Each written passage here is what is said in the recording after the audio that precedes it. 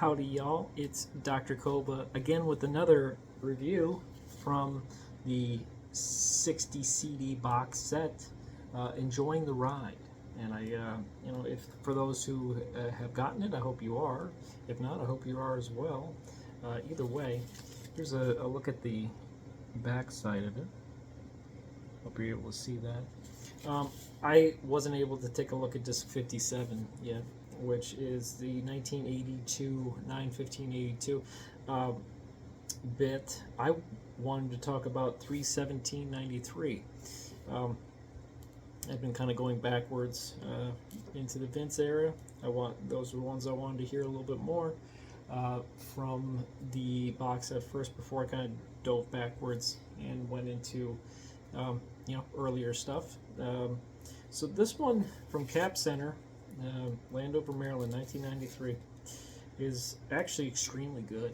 And if you put it right next to the 1994 concert, it's really shows you how the decline of Jerry goes when it comes to his abilities to play and to sing, because he's extremely strong here in comparison. He might not be as strong as he was in 1989 or 1990, but for this, he is present and his work is great. We start out with a really interesting, good shakedown street, always a good sign. The funk level is good, the sound level is good. We go into Wang Dang Doodle. They keep the jammy feel going. Always love that one with Bob. He does great.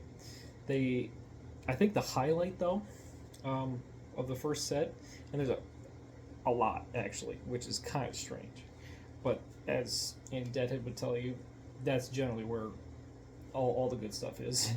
All the interesting stuff is in the first set when it comes to the later era, like the spring 1990 box set, the other one, both the box sets.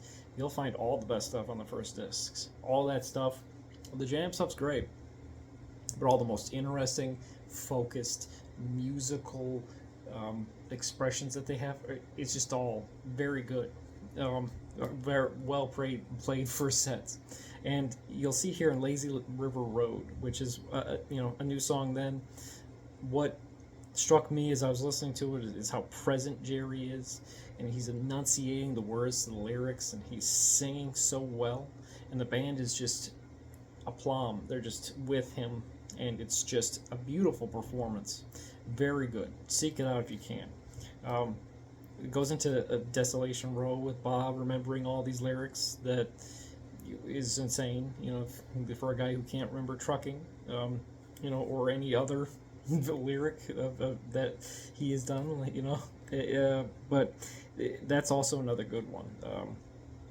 Great Bob Dylan tune. Love it when they do Desolation Row or Ballad of a Thin Man. That one they did like 2 or 3 times. We get Jerry coming back up with Ramble on Rose. Good energy, good Vince, good Bobby, good Phil, good drummers. Everything's good. The topic of the last video was the tantalizing nature of what was happening and taking shape in the later era, but was cut short. And you hear it here in the last 3 tracks, which is Eternity. And that, if I was there, it'd be a different story. I'm approaching this from a guy who was 8 years old when they played this concert. It would have been cool to hear. The psych energy is there. And you might not like the song, maybe you do. That is what it is, but I feel like they were bringing a different heat than 1972 Grateful Dead, and the MIDI stuff is where it gets real psych and real good, really well played. And then another new tune for Jerry, Liberty, which is another great one. I remember seeing The Dead with Warren Haynes in '09 doing that one.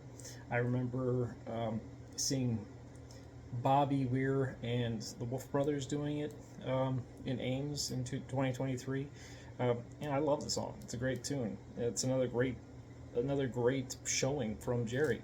And then the energy just keeps getting kicked up up and up and up. And here's Picasso Moon, which might start the second set, or it's the last song on the first disc. But Jerry Garcia is alive, and the band responds. He is hitting it, and even in the Brent era, where you don't, there's those unison bends.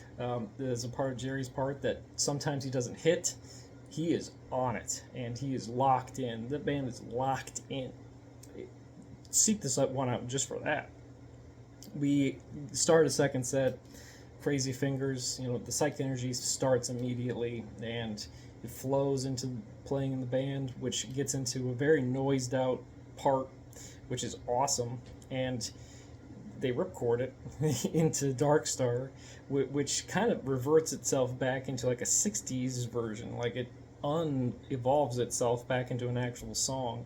And it's interesting from that angle. You get to hear the original organ lick that Vince plays, and the psych energy it's there, but it's undeduced from the earlier takes where it's like 20 minutes or 30 or whatever. It's just back into being a song now, which is cool.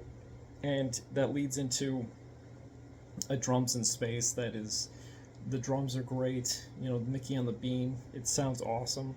It leads into something in space that's just unique and singular. It is space, but they're not doing. They start doing the typical space, and then Jerry picks up a melody from a folk tune called "The Handsome Cabin Boy," which is, I think, if you were to look at this show on archive.org or whatever, or on tapes that you were given, it probably would have said that. Which I think is brilliant. It works well. It just comes together finally, and the rest of the band picks up what he's doing, and they sort of just like compose it as they're playing, which is what the Dead do. It's an amazing little performance, and then they shift the gear back into a rock and roll other one, more of a psych rock feel, which leads into an amazing performance of Days Between. Yet another new song that Jerry is so present and so being the thematic version of what that song is so good. So good.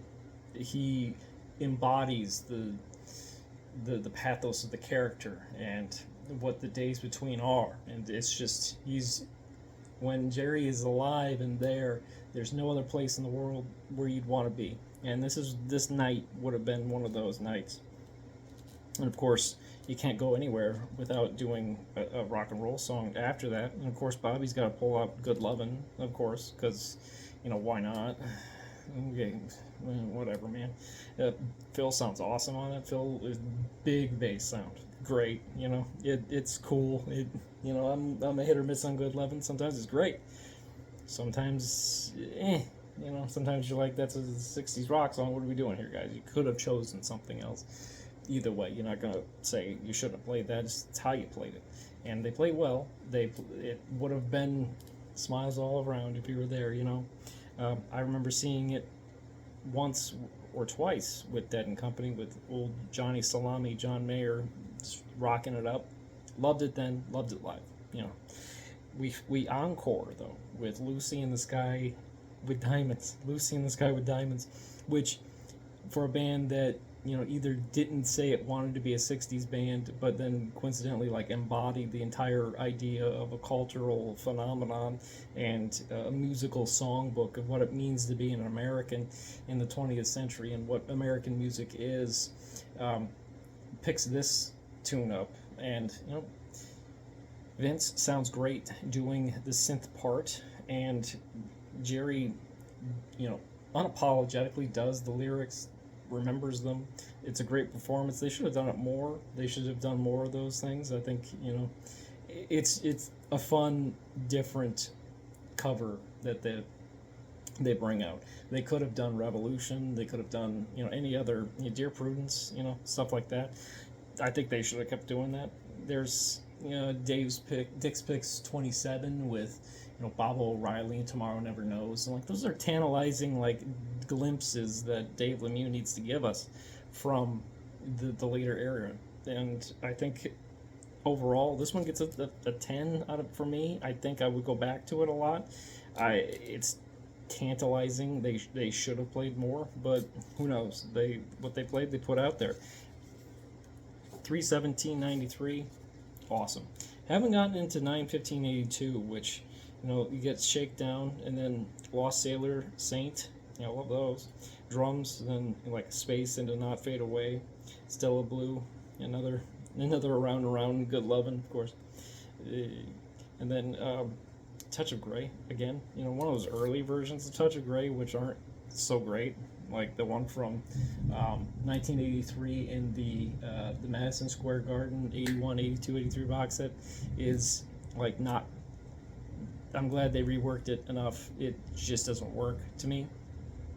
I know everyone, you know, salivating over the 7/13/84 like Scarlet Touch Fire.